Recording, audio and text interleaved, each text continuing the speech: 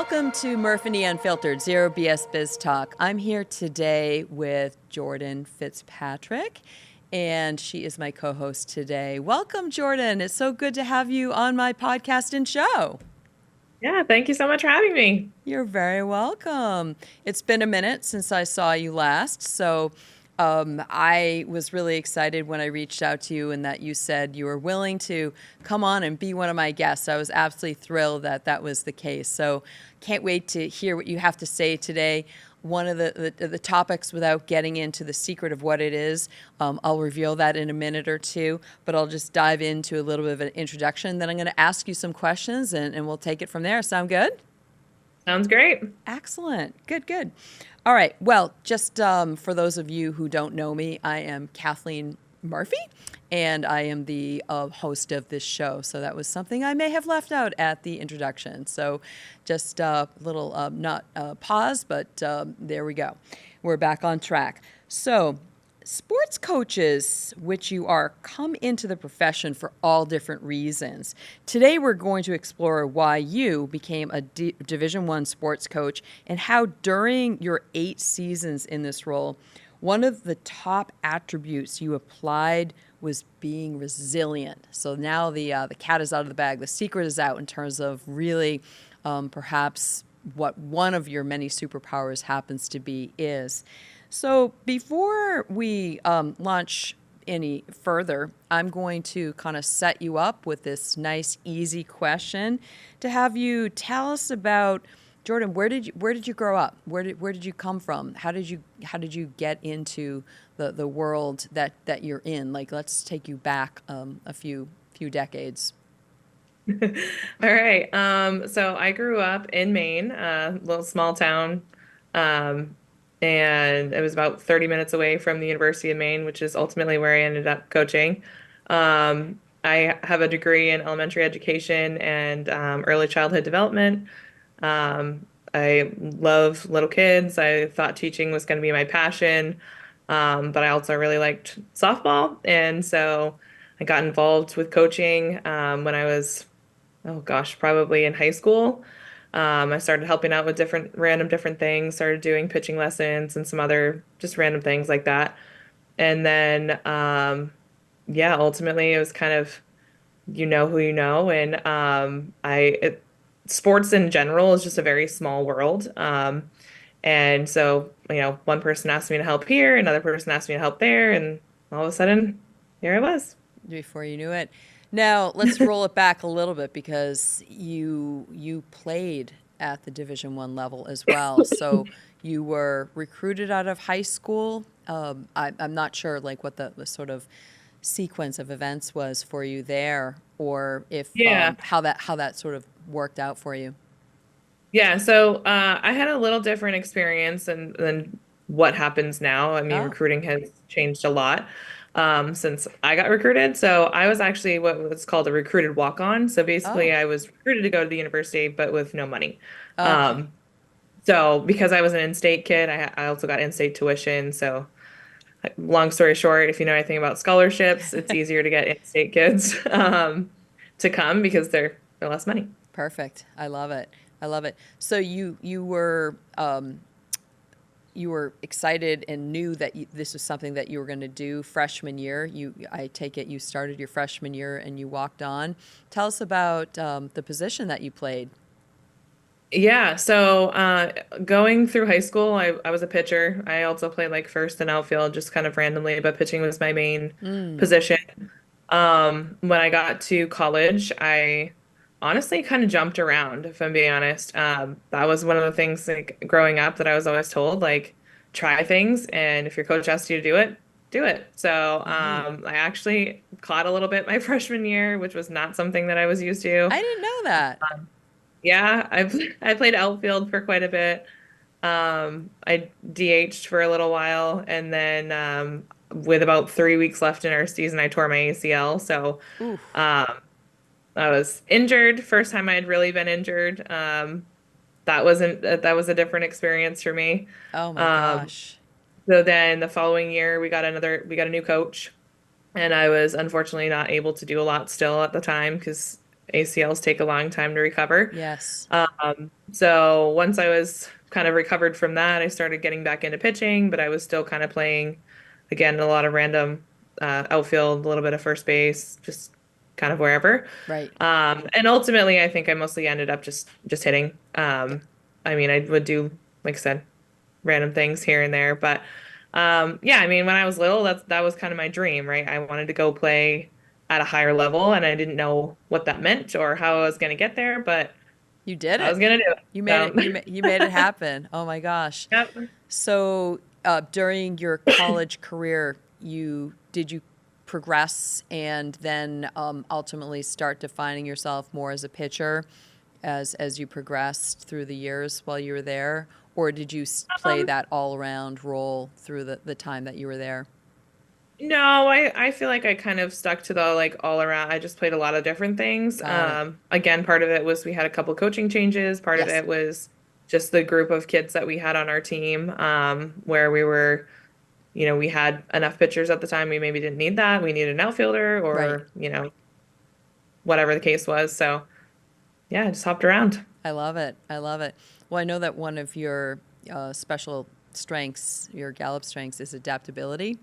So there, Yeah. that one is definitely before you knew that was one of your strengths, you were leveraging it on a regular basis, even back then. That's fantastic. So now let's fast forward to you come upon graduation and you're thinking, all right, now I'm going to leverage my degree in education, and you're going to go and do what's your next step? So I went and I taught preschool for about 4 years. And while I was teaching preschool, I got suckered into helping with a high school team, a local high school team.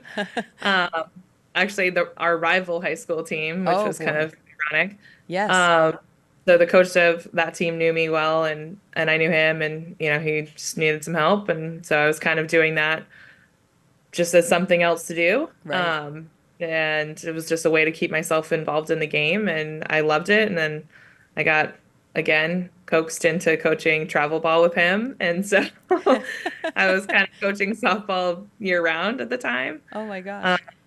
and I had always kept like a good relationship with the coaches that I had at Maine, and so I was helping out in the summertime with their summer camps and running some other things, and um, yeah, and then about yeah 4 or 5 years into doing that, I got a phone call from Mike Coots, who was the former head coach, who asked if I would be interested in helping volunteer at the time with pitching and helping with pitching because his wife, Lynn, was the pitching coach prior. And then she moved into a more admin role. And so when she moved into that, she wasn't able to be at practice all the time and work with the pitchers. And I had worked with Lynn um, for a long time when I was in high school, so he knew that I knew kind of basically the same things that she did. And so we had a very similar philosophy in that sense. And at the time, I had an 8-month-old son, and I was like, "Yeah, I can volunteer, no problem." Um, so I volunteered for about a month and a half, and that quickly turned into actually, do you want to be my assistant? And I was like, yeah, Sure. okay. Why not? I'll do it. I'm like, what does that mean? Like, what do I have to do? So I quit my job teaching. I quit. I got done teaching in about October, November-ish, and then started full time at the university after that as the assistant. And I was the assistant for, oh gosh, 7 or 8 years. Mm, Um, and then ultimately transitioned into being the head coach. I love it. I love it. And I want to give a shout out to Lynn Coots, who now is literally in the next town over from where I am here in Chelmsford, Massachusetts. Lynn is now the athletic director at the University of Mass Lowell. And she took on her new position just a couple of months ago. So she's freshly minted. And I'd also like to point out that she is the first woman athletic director at the University of Massachusetts Lowell. So kudos to her. We also have a connection, Lynn and myself, because we were little sisters in a program at the University of Maine, a fraternity program that had a little sister program. And so we go way back. And I am looking forward to seeing Lynn because she hasn't been in this area too long. She was up in Maine for a long time, then moved out to Colorado, but she's literally in my backyard now. So looking forward to seeing her. And I know you had a long and still have a terrific relationship with her and with Mike. So that's fantastic. So you moved on, and here you were suddenly in the thrust of being in a Division I program. But it seems like there was this nice, almost casual, prescriptive buildup to get there, independent of whether that was originally your plan to begin with. So you got to a place that most people could only really maybe dream of getting to, or just never really could quite get there. So also kudos to you for being in that position. So we know that you played sports before college. You played in college, and then at what point did you realize that sports coaching was really for you? Like, what was it that sort of was maybe an epiphany that you had, where you just said, you know what, this is I'm kind of casually dabbling with this. Somewhat pre-professionally. What was it that finally, yes, you were asked to come on board, but you probably had to have some kind of a thought in your mind in terms of, all right, I'm going to stop teaching and I'm going to go into this as a full-time career. What was it? What was it that like really got your interest peaked well enough and high enough to make that transition? Well, like I said earlier, I mean, my degree is in education. I Yeah, just like to learn, and sure. I like watching other people learn. And so, for me, I think the biggest thing was I liked coaching. I liked doing what I was doing, being helping out with the high school, helping out with the travel ball. But I think ultimately I was starting to get a little bored. Mm-hmm. Like I was kind of like, okay, I need something a little harder. I need to challenge myself a little bit. And Right. so I think that was kind of a good way to do that. I mean, I got to continue to learn and educate myself and get better at coaching and some of the strategies that I could use and how to develop players and things like that. And so for me, I guess yeah, I was feeling a little complacent when I was at the high school level after 4 or 5 years, and Sure. so when I got the opportunity to jump in and do something a little bit different, I said yes. You said, "Why not? Let's go." I love it. I love it. That's so good. What's been the most rewarding part for you of being a sports coach? What have you enjoyed the most in that role? I love seeing the light bulb come on when someone finally gets something that they're working on. Like that's to me probably the best feeling is, they've been working for months, weeks, however, Sure. years maybe on Right. something, and all of a Right. sudden it clicks and you can just see them light up and you can see, okay, now I know why I worked however long to get to that point. And They so for got me, it. that's yeah, they got it. And my team used to laugh and joke because I would get super excited about those little things. Absolutely, without a doubt. Um, so yeah, for me, I like watching other people learn. I love it. I love it. And then, what would you say, Jordan, is your superpower that you're known for? Ooh, that's a good one. I think my superpower is, I mean, you kind of touched upon it earlier, adaptability, but I think it's my ability to um, not hold on to things for super long. I'm relatively good, which is good and bad at just moving on. Like tomorrow's a new day, next hour is a different hour and things happen and you can't always can control them. Um, and so I think my ability to just move past it and not hold on to things is probably one of the biggest superpowers. I couldn't agree with you more. And we'll tag that as being, to give it a name and a classification, resilient, I would say. And we know that being resilient just in life, independent of where anybody is personally or professionally, that's always going to be a good thing to attempt to become better at. It certainly serves us all really well. And what would you say were maybe because of your resiliency, and having that as a superpower to help you, what were some of the most challenging aspects of being a sports coach, and then having to leverage your resiliency based on those challenges? Yeah, I mean, I think the biggest thing is obviously not everybody can do that. Not everybody can just kind of put things to the side and move on. Right. Um, some people do hold on things for a really long time, and that was hard for me to relate to for a while because Sure. I didn't know what that was like. Right. I struck out and I was like, okay, well, next time, like, here's what I need to do to get better, or here's what I Right. could do. And I didn't bring it into my next step at, or I didn't bring it into the, next day of practice or whatever. And so, um, for me, it was tricky to try to understand the other side of that Yeah. and Definitely. how to relate.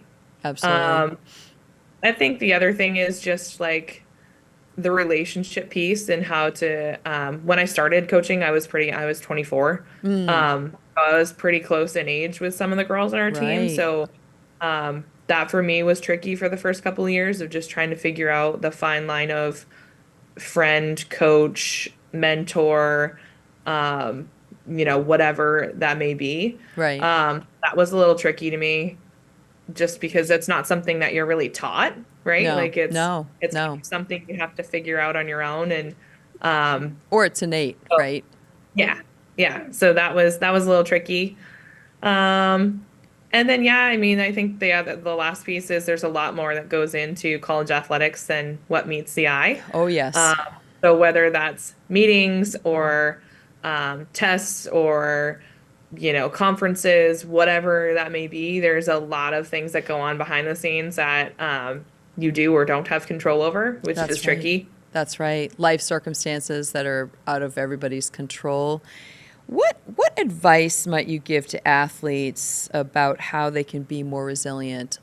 It's something that you're naturally good at, and in fact, when you were first starting to coach, it may not have been something that, as you admitted, were aware that other people just weren't naturally also good at. So, given the fact that you're really good at it, what advice would you give people that maybe need some encouragement and some help in terms of maybe how they can be more resilient themselves as an athlete or just as a person in life?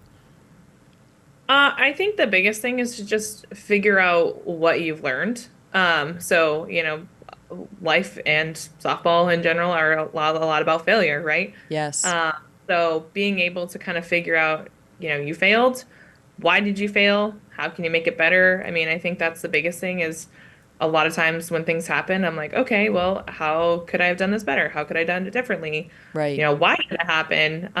So I think maybe asking questions like that to yourself versus beating yourself up for Sure. not doing whatever it is. I Exactly. think that I think we that's all the we all are biggest. guilty of that. Oh yeah, yeah, and I do it too, but I definitely do it on a much smaller scale. It might be for a minute or two, or half an hour, or an hour, or whatever, but not the day. Right, And right. there's a quote that says, something along the lines of, was it a bad day or was it just a bad 5 minutes? And I Ah, sometimes remind myself that, like, that's was it great. really that bad or was it just the 5 minutes that kind of stunk? Right, exactly. Oh, I love that. Thank you. That I'm gonna borrow that one going forward. That's really helpful. What would you say is something that you wish others knew about you as a sports coach, but have maybe never asked you about? Um, I think I mean, I don't know that necessarily no one's ever asked me. I don't know how they would really ask me, but I think the biggest thing is like that, like your coaches and people that are maybe higher up than you, like they're people too. And I Yes. think that's the biggest thing to remember is that like we all have lives, we all have other things going on. And I think sometimes that was hard to Yes. like relay that, hey, I get you, I hear you, and I know this is hard for you, but also like we have things going on as well. Um, and especially at like the college level, everybody's there and they are just learning how to be by themselves. They're learning how to be independent. They're learning how to be away from mom and dad and, a fine balance between social life and school and softball and whatever else is going on. And um, so I guess the biggest thing that I wish more people had asked was like, how are you doing too? Like, it's Ah, a two-way right. street. Yes. Yes. So I think sometimes, like I said, they would get wrapped up in like what was going on with them and kind of forget that like everybody's going through things. And Right. um, so sometimes it's just nice to be asked like, how's your day going? Right. Exactly. And have an opportunity to tell them, even if it's, faking it in terms of not revealing that you're having the worst day ever, saying, Right. I'm doing great. Thank you for asking. Yeah. But if you feel that it's appropriate to say something other than that, you can. And so that's sort of a grace that not everyone gives us or, we take advantage of. I had the good fortune of being able to work with your wonderful team, and it was an incredible ride when we were working together. And when people ask me, what's it like to be working at the Division I level in sports, I tell them something along the lines of what you said, just in terms of people have absolutely no idea really what it means and what it's like behind the scenes. They don't really probably even want to know how the sausage is made, but I got firsthand previews into understanding how the sausage is made, and then how to make it, the best sausage that you could deliver as maybe an analogy.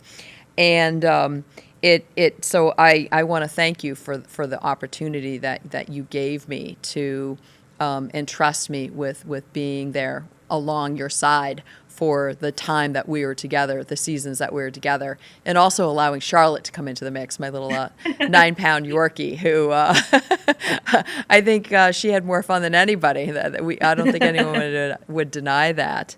And allowing me to do what I do professionally, which is to have hopefully that ripple effect by working with coaches such as yourself that are intending to just make everyone better. Like your job is to make everyone better and to bring them to a whole new level, and then have those athletes inspire others like you inspired others as a coach and as a person and as a professional working mother of 3, to show people that this can be done. Not easy, but it can be done. And I think, the purpose that I felt in terms of working with you in the team was just, I often will relay this story to people just in terms of, I think it's critically important, independent of what somebody's doing, to have a purpose. And I think that independent of not having that, I think it can be tough for people. So always focusing on what the purpose is, whether that purpose is, to your point, earlier, making other people better at what they do, seeing that small development become a great development, and see that person get it, and to go on and do great things in the role that they're playing for that team at that point in time. And I saw, just like I said, behind the scenes in terms of what it's like to experience seeing a team come together, and what that really looks like from the beginning, preseason, all the way through the season. So that was just incredible. And I don't know if there's sort of commentary that you want to sort of infuse in there with any questions that you might have for me, in terms of, because we haven't really ever talked about this per se, necessarily. We talked all the time, but there were questions that you maybe didn't ask me. So I don't know if there's a question or two that you might like to ask me. You can put me on the hot seat. Sure. I guess why, I know you have a pretty extensive business background. Like, why did you get into the sports world? Like, what brought you into that? I felt that with sports, people had actually true passion for wanting to be there and wanting to, do what they were doing. I don't always feel that in the business world. So I felt like that was a missing element, that when I had the opportunity to see that was such a thing, that was a reality in the sports side of the world, and that I could have this ripple effect on people, a cascading effect, more so in sports, particularly working with younger people because they're going to go on to have more of a larger impact, and because people are watching them, you don't have that same dynamic going on in the business world necessarily, with people watching you all the time and seeing the impact that you can have. That just lit me up, and that just like really made me say, oh my gosh, I love this. This is so exciting. It's definitely, when I compare my business work to sports teams work, I say that business is light and fluffy, and people say, well, what do you mean by that? And I said, sports is heavy. There's a lot of emotion to it, right? There's so much pressure with wins and losses. Not that there isn't in the business world, it's just different, and it's so obvious with the wins and losses in sports that it is heavy. It's emotionally heavy. But so you have to come to terms with that, which I did, and I was fine with doing that. Another question, maybe. Well, I know you got to travel with us a little Yes. bit, so a couple years actually. So do you feel like that was beneficial, and what was beneficial about it? Traveling was something that I always wanted to do, and it was incredibly beneficial because I got to see you and the players from a different perspective. I got to see them, what it was like to have a conversation with them at breakfast, what it was like just milling about when you got rained out, or you have maybe time where you're having the team's warming up and you're sitting in the dugout with them, and you get to like experience just whole other side to the person, and not just them being a student athlete. And that was just absolutely incredible.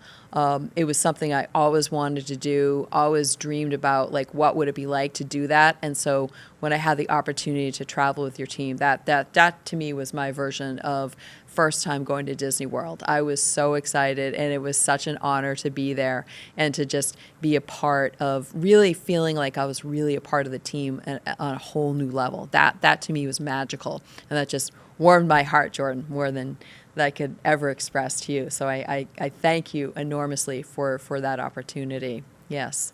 So I can't believe we've flashed through this conversation. We could talk forever, as we have been known to do, many hours at a time, right? No problem there for either of us. But I'd welcome you to come back and talk to me more about your experience, and maybe tell us at some point also maybe what you're going to be looking towards doing in the future. Also, if you have other future aspirations, I don't know. We're anything's possible. And I love the fact that you're resilient. So I can't wait to watch and see what's going to happen. So I want to thank everybody for being here today on Murf and Unfiltered, Zero BS Biz Talk, with my co-host today, Jordan Fitzpatrick, and I look forward to seeing you next time. So stay tuned and come back to see us for lots of other exciting shows that we have set up for you. Thank you. Bye now.